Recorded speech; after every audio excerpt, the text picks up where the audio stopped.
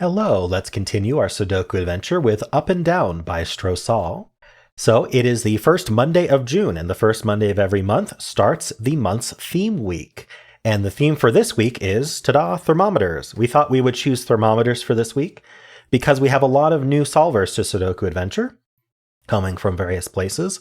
And so we thought, hey, you know what? Let's make this theme week a little bit more of a standard constraint, a constraint that newer solvers tend to enjoy and tend to understand better. So each puzzle this week will involve thermometers. This one is only thermometers, and each one later in the week will be thermometers plus one other constraint. So you'll get to do thermometers all week. Thermometers are a favorite among a lot of solvers, so hopefully you enjoy this week. And so this is the first puzzle of the week and is thermometers. So let's go over the rules. We do have standard 6x6 Sudoku rules. So in each row, column, and 2x3 box, we are placing the digits 1 to 6 exactly once each. We also have thermometers in the grid. So you can imagine those mercury thermometers, right? Where you've got a bulb and then you've got kind of the stick coming out of the bulb. One might call it a shaft. I don't know. But anyway, so you've got the bulb and then you've got the line coming out of the bulb. And if you imagine a thermometer, near the bottom, near the bulb, is the colder temperatures, lower numbers, and near the top are the hotter temperatures, the higher numbers. And so we need to mimic that here. They don't have to be equidistant like a thermometer would be, but what they do need to do is they need to increase as we move away from the bulb. The numbers need to increase. So if let's pick a shorter one here. Let's say this was a 2. Then this needs to be bigger than 2. It can be any number bigger than 2, say 4. But now this needs to be a number bigger than 4, any number bigger than 4. That would be 5. And now this would then be forced to be 6 because 6 is our biggest number. Unfortunately, this is not a good way to fill this thermo because we have a given 6 here. But I'm trying not to give away too much. It's hard to give an example with thermos because sometimes you might accidentally give the only way it works. Try not to give anything away when I go over the rules. But anyway, that is how thermometers work. There is a link in the description if you'd like to try the puzzle yourself. And I'm going to get started right now. Okay. So these ones immediately catch my eye because what we can do is we can pencil the thermos. Some people call it Goodliffing, named after Mark Goodliff, who loves to pencil thermos. But let's think about how this works. So what is the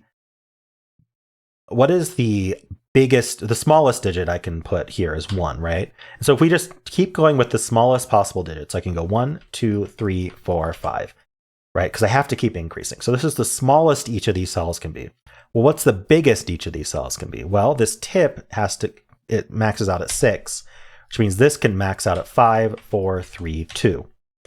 And now what you'd want to do is fill in the gaps between them, but there are no gaps. So actually these are the only possibilities for these cells. Similarly, for this one, we can just say, okay, another way to do it is this is length 5. Because 6 is the max, there is 1 degree of freedom. 1 degree of freedom means I do one extra digit. So 1, 2, 2, 3, 3, 4, 4, 5, 5, 6. So however you want to think about it, I actually like to just count down from the end, 6, 5, 4, 3, 2. And then I go 1, 2, 2, 3, 3, 4, right? So here, this digit, though, cannot actually be a 6. This maxes out at 5. So this I can use my technique, 5, 4, and now this one can't actually be 3, but I'm going to ignore that for a second. I'm going to go 3, 2. And now I know the minimum for this is 1. So this would be 1, 2, 2, 3, 3, 4, 4, 5. But now I see this can't be 3. So the only digit available for this cell is a 2. So we place a 2 there. That places 1s in both of these. I also get a 3, 4 pair here. That means this can't be 3. So this is 2. That does not affect the rest of the thermo. When you place in the minimum digit, it affects it downwards, and we already have everything downwards. If you place the maximum digit, it affects things upwards. Okay. Do we have anything else low-hanging fruit-wise? Well, we do have this thermo, so we could pencil this one as well. So if I start from 6 here, we go 6, 5, 4, 3. Now this can't actually be 3, but we're 1, 2 here. And then we'd want this to, 6, 5, 4, 3. We'd want this to be 1, 2, 3. We're imagining the 3 there, right? Now this could go 2, 3, 4, and then 3, 4, 5, and then, so this not being able to be, actually, let's fill this out, right? Imagine this 3 wasn't here. We'd go 1, 2, 3, 2, 3, 4, 3, 4, 5, 4, 5, 6. But now this cell can't be 3. And by eliminating 3 from here, that removed the lowest digit. Removing the lowest digit removes lowest digit from everything up here, because this can't actually be 4 anymore, because there's nothing we can fill in this cell that's less than 4. So we remove 4 from here, and then these can't be 3, which doesn't really affect much. But that does create a 4 or 5 pair here. And so now this has to be 3, and this is 2. That 2 does force this cell to be 1 for multiple reasons. Okay, did we find anything else related to this? No, I'm not seeing any like other pairs or anything like that. Okay, so where do we go from here? Well, this is 4, 5, 6. That might be helpful. Just for the column. This is any of 3, 4, 5 for the column. Yeah, it can't be 6. Okay, so where does 6 go in this column? We could have actually done this right from the start, which is that this column needs a 6. Can't be here, and 6 can't go onto thermo except at the tip.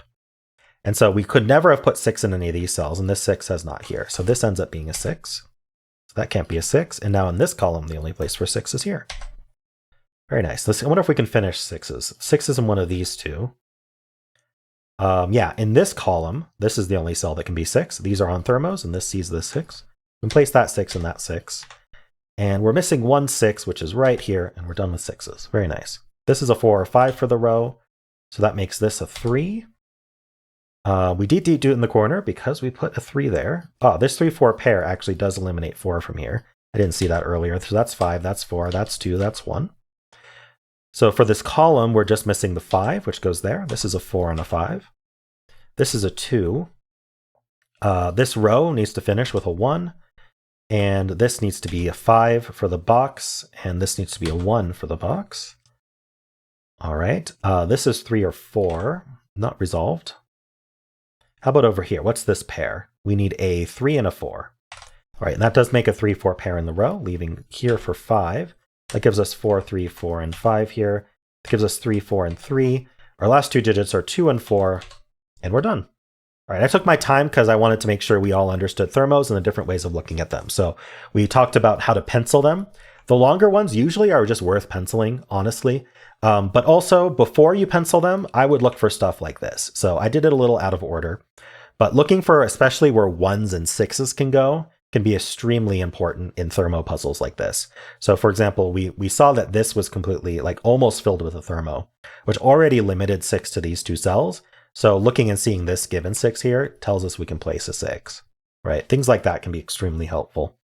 So yeah, cool. I hope you enjoyed this. And if you did, then why not leave a like, subscribe, and a kind comment below.